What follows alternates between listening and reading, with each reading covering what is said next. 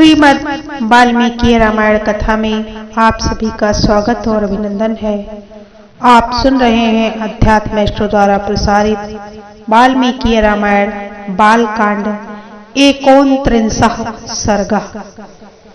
29वें सर्ग की कथा की विषय वस्तु है विश्वामित्र जी का श्री राम से सिद्धाश्रम का पूर्व वृत्तांत बताना तथा उन दोनों भाइयों के साथ अपने आश्रम पर पहुंचकर पूजित होना। अथ तस्या अप्रमेयस्य वचनं परिप्रक्ष्यतः विश्वामित्रो महातेजा व्याख्यातुमुपचक्रमे। अपरिमित प्रभावशाली भगवान श्री राम का वचन सुनकर महातेजस्वी विश्वामित्र ने उनके प्रश्न का उत्तर देना आरंभ किया। इह राम महाबाहो विष्णुदेव नमस्कृतः वर्षाणि सुबहूनि तथा युगशतानि च तपश्चरण योगार्थम उवास सुमहातपाः एष पूर्वाश्रमो राम वामनस्य महात्मनः। महाबाहु श्री राम पूर्व काल में यहाँ देव वंदित भगवान विष्णु ने बहुत वर्षों एवं 100 युगों तक तपस्या के लिए निवास किया था। उन्होंने यहाँ बहुत बड़ी तपस्या की थी। यह स्थान महात्मा वामन का वामन अवतार धारण करने को उद्यत हुए श्री विष्णु का अवतार ग्रहण से पूर्व आश्रम था। सिद्धाश्रम इति ख्यातः सिद्धो ह्यत्र महातपाः एतस्मिन्नेव काले तु राजा वैरोचनिर्बलिः निर्जित्य दैवतगणान् सेन्द्रान् सह मरुद्गणान् कारयामास तद्राज्यं त्रिषु लोकेषु विश्रुतः। इसकी सिद्धाश्रम के नाम से प्रसिद्धि थी क्योंकि यहाँ महातपस्वी विष्णु को सिद्धि प्राप्त हुई थी। जब वे तपस्या करते थे उसी समय विरोचन कुमार राजा बलि ने इंद्र और मरुद्गणों सहित समस्त देवताओं को पराजित करके उनका राज्य अपने अधिकार में कर लिया था। वे तीनों लोकों में विख्यात हो गए थे। यज्ञं चकार सुमहान् सुरेन्द्रो महाबलः बलेस्तु यज्ञमानस्य देवाः साग्निपुरोगमाः समागम्य स्वयं चैव विष्णुमुचुरिहाश्रमे।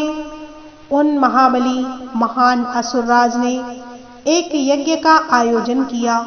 उधर बलि यज्ञ में लगे हुए थे, इधर अग्नि आदि देवता स्वयं इस आश्रम में पधार कर भगवान विष्णु से बोले, बलिर्वैरोचनर्निविष्णो यज्ञते यज्ञमुत्तमम् असमाप्त व्रते तस्मिन् स्वकार्यम् अभिपद्यताम्।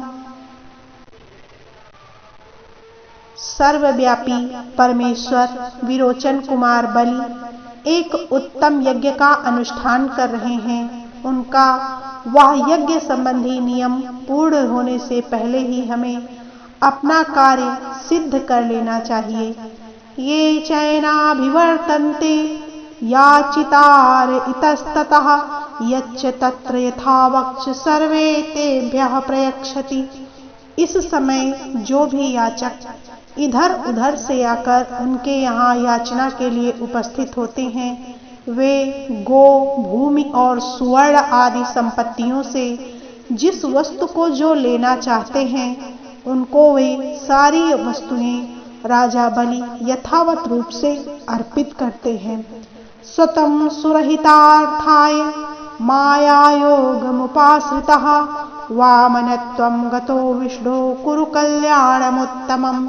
अतः विष्णु आप देवताओं के हित के लिए अपनी योग माया का आश्रय ले वामन रूप धारण करके उस बल में जाइए और हमारा उत्तम कल्याण साधन कीजिए।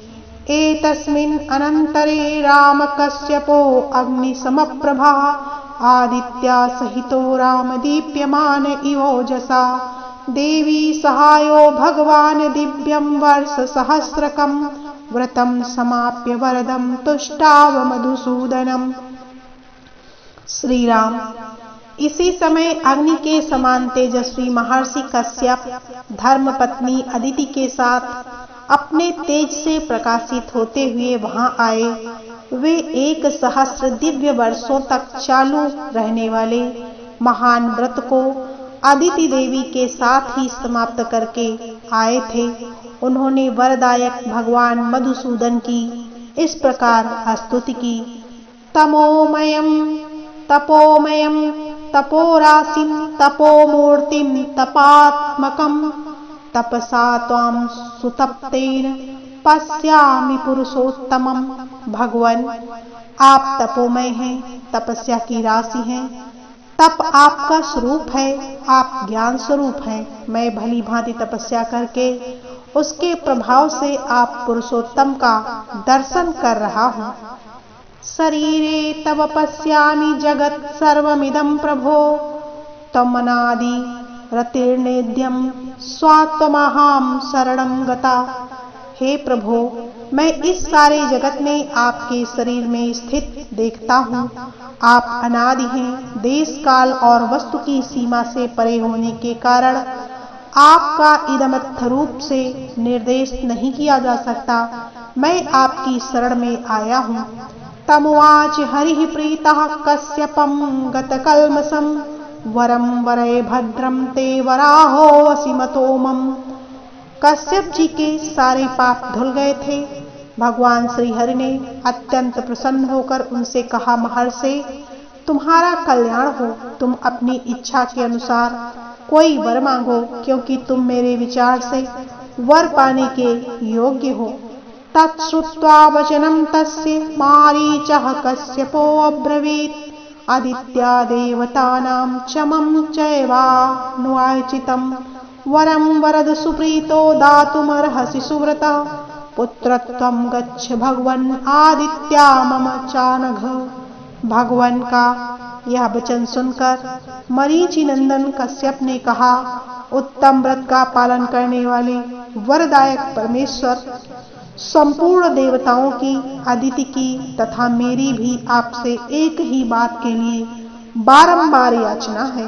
आप अत्यंत प्रसन्न होकर मुझे वह एक ही वर प्रदान करें। भगवान, निष्पाप नारायण देव, आप मेरे और अदिति के पुत्र हो जाएं। भ्राता भव यवीयास्त्वं शक्रस्यासुरसूदन शोकार्तानां तु देवानां सहायं कर्तुमर्हसि। असुरसूदन, आप इंद्र के छोटे भाई हो और शोक से पीड़ित हुए इन देवताओं की सहायता करें। अयं सिद्धाश्रमो नाम प्रसादात् ते भविष्यति सिद्धे कर्मणि देवेश उत्तिष्ठ भगवन्नितः। हे देवेश्वर भगवान, आपकी कृपा से यह स्थान सिद्धाश्रम के नाम से विख्यात होगा। अब आपका तप रूप कार्य सिद्ध हो गया है, अतः यहाँ से उठिए। अथ विष्णुर्महातेजा आदित्यां समजायत वामनं रूपमास्थाय वैरोचनं निपुमागमत। तदंतर महातेजस्वी भगवान विष्णु अदिति देवी के गर्भ से प्रकट हुए और वामन रूप धारण करके विरोचन कुमार बलि के पास गए। त्रीन पदानथ वीक्षित्वा प्रतिगृह्यं च मेदिनीं आक्रम्य लोकान् लोकार्थी सर्वलोकहिते रतः महेन्द्राय पुनः प्रदानिन्यं नियम्यं बलिभोजसा त्रैलोक्यं समहातेजाश्चक्रे सक्रवसं पुनः। संपूर्ण लोकों के हित में तत्पर रहने वाले भगवान विष्णु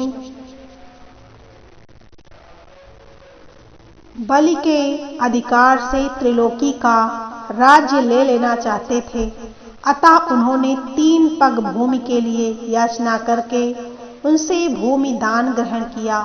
तीनों लोकों को आक्रांत करके उन्हें पुनः देवराज इंद्र को लौटा दिया। महातेजस्वी श्री हरि ने अपनी शक्ति से बलि का निग्रह करके त्रिलोकी को पुनः इंद्र के अधीन कर दिया। तेनैव पूर्वमाक्रान्तो आश्रमः श्रमनाशनः मयापि भक्त्या तस्यैव वामनस्योपभुज्यते। उन्हीं भगवान ने पूर्व काल में यहाँ निवास किया था, इसीलिए यह आश्रम सब प्रकार के श्रम दुख शोक का नाश करने वाला है। उन्हीं भगवान वामन में भक्ति होने के कारण मैं भी इस स्थान को अपने उपयोग में लाता हूँ। एनामाश्रमं मायान्ति राक्षसा विघ्नकारिणः अत्र ते पुरुषव्याघ्र हन्तव्या दुष्टचारिणः। इसी आश्रम पर मेरे यज्ञ में विघ्न डालने वाले राक्षस आते हैं। पुरुष सिंह, यही तुम्हें उन दुराचारियों का वध करना है।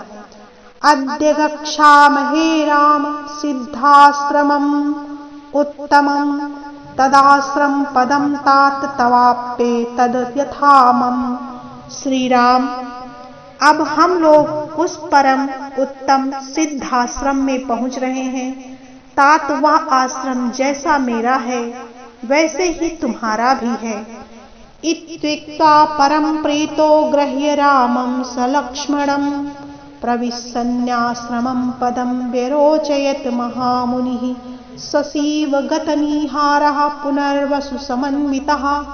ऐसा कहकर महामुनि ने बड़े प्रेम से श्री राम और लक्ष्मण के हाथ पकड़ लिए और उन दोनों के साथ आश्रम में प्रवेश किया। उस समय पुनर्वसु नाम 2 नक्षत्रों के बीच में स्थित तुषार रहित चंद्रमा की भांति उनकी शोभा हुई। ऐसा कहकर महामुनि ने बड़े प्रेम से श्री राम और लक्ष्मण के हाथ पकड़ लिए और उन दोनों के साथ आश्रम में प्रवेश किया। उस समय पुनर्वसु नाम 2 नक्षत्रों के बीच में स्थित तुषार रहित चंद्रमा की भांति उनकी शोभा हुई। तम दृष्ट्वा मुनयः सर्वे सिद्धाश्रम निवासिनः उत्पत्त्योत्पत्त्य सहसा विश्वामित्रं पूजयन् यथार्हे चक्रिरे पूजां विश्वामित्राय धीमते तथैव राजपुत्राभ्यां कुर्वन्तीं अतिथिक्रियां। विश्वामित्र जी को आया देखकर सिद्धाश्रम में रहने वाले सभी तपस्वी उछलते कूदते हुए सहसा उनके पास आए और सब ने मिलकर उन बुद्धिमान विश्वामित्र जी को यथोचित पूजा की। इसी प्रकार उन्होंने उन दोनों राजकुमारों का भी अतिथि सत्कार किया। मुहूर्तमथ विश्रांतो राजपुत्रा वरिंदमो प्रांजलिं मुनिर्साधुर्लभं ऊचतुः रघुनंदनो। 2 घड़ी तक विश्राम करने के बाद रघुकुल को आनंद देने वाले शत्रुदमन राजकुमार श्री राम और लक्ष्मण हाथ जोड़कर मुनिवर विश्वामित्र से बोले, अद्वैव दीक्षां प्रविश भद्रं ते मुनि पुंगवो सिद्धाश्रमो अयं सिद्धः स्यात् सत्यमस्तु वचस्तव। मुनि श्रेष्ठ, आप आज ही यज्ञ की दीक्षा ग्रहण करें, आपका कल्याण हो। यह सिद्धाश्रम वास्तव में यथा नाम तथा गुण सिद्ध हो और राक्षसों के वध के विषय में आपकी कही हुई बात सच्ची हो। एवमुक्तो महातेजा विश्वामित्रो महान् ऋषिः प्रविवेश तदा दीक्षां नियतो नियतेन्द्रियः। कुमारावपिताम रात्रिं उषित्वा सुसमाहितो प्रभात काले च उत्थाय पूर्वो संध्यामुपास्य च प्रशुचि परमं जाप्यं समाप्य नियमेन च हुताग्निं होत्रमासीनं विश्वामित्रं वन्दताम्। उनके ऐसा कहने पर महातेजस्वी महर्षि विश्वामित्र जितेंद्रिय भाव से नियम पूर्वक यज्ञ की दीक्षा में प्रविष्ट हुए। वे दोनों राजकुमार भी सावधानी के साथ रात व्यतीत करके सवेरे उठे और स्नान आदि से शुद्ध हो प्रातः काल की संध्योपासना तथा नियम पूर्वक सर्वश्रेष्ठ गायत्री मंत्र का जप करने लगे। जप पूरा होने पर उन्होंने अग्निहोत्र करके बैठे हुए विश्वामित्र जी के चरणों में वंदना की। इत्यार्षे श्रीमद् रामायणे वाल्मीकिये आदिकाव्ये बालकांडे 39 सर्गः। इस प्रकार श्री वाल्मीकि निर्मित आर्ष रामायण आदि काव्य के बालकांड में 29वां सर्ग पूरा हुआ।